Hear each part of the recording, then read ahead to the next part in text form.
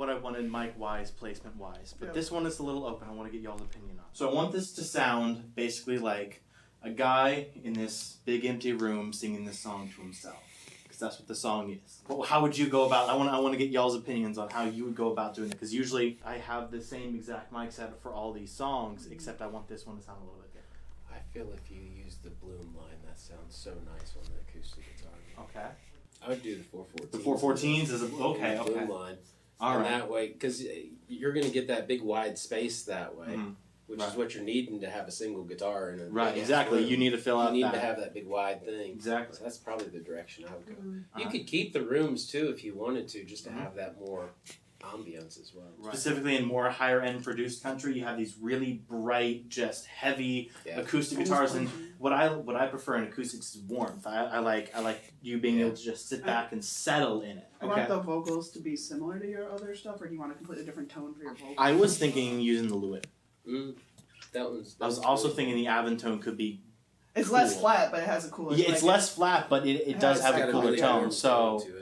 So I was thinking Aventone vocals could mix well with the ribbons of the Royers, because they're both kind of dark sounding. Outboard gear that you want to go that way. No. I'm completely open to some tube gear too. I'm totally leaving this one up to you guys. I want you to hear this song on the record and be like, I did. Yo, I made all those decisions. So I'll be honest with you, dude. When I'm sitting in here, I'm excited just to be in the room. I mean, if you guys want, I could play you the song. That'd be cool. So you have an idea. Yeah, that would be easier than throwing darts into the dark, and maybe this will show stick. you what this song is, and I'll give you a little backstory of the song too. I moved to Florida about a year ago. I moved from Virginia. I moved here specifically for school.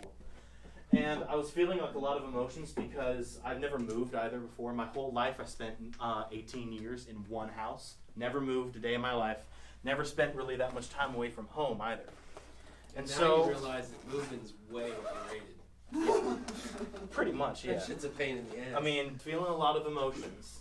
And I wrote a song, and for a while I wasn't sure what the song was until I realized that I was writing a song for me.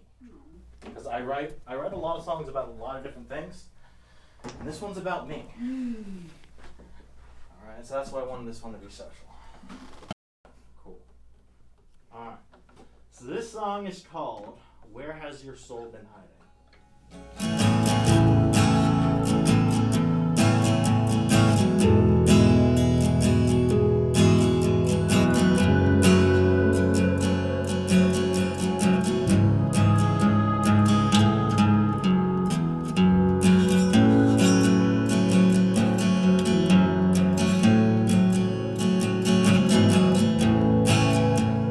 Tell me the meaning of life. Tell me why you hide behind those eyes that cry at night. Honey, it's okay. You don't need to be afraid of the flowers that will decay on your grave. Far away from that now. So listen to the sound of the creek streaming, ain't it so loud, so loud. Can't you hear me crying in the silence? The walls you've made are dark. Embers, they fly off your tongue and pollute the night sky. Where has your soul been hiding? Been hiding? Tell me what's going on. You don't seem to pay attention to the songs that play on the radio. I remember a time we cruised through the night, going 95. 'Cause the Warrington cops never cared. so caught up with the drugs and stuff. I hope that one day you'll get out. Get out.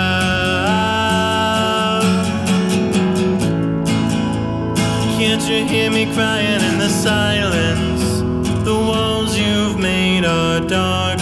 Embers, they fly off your tongue and pollute the night sky. Where has your soul been hiding? Been hiding?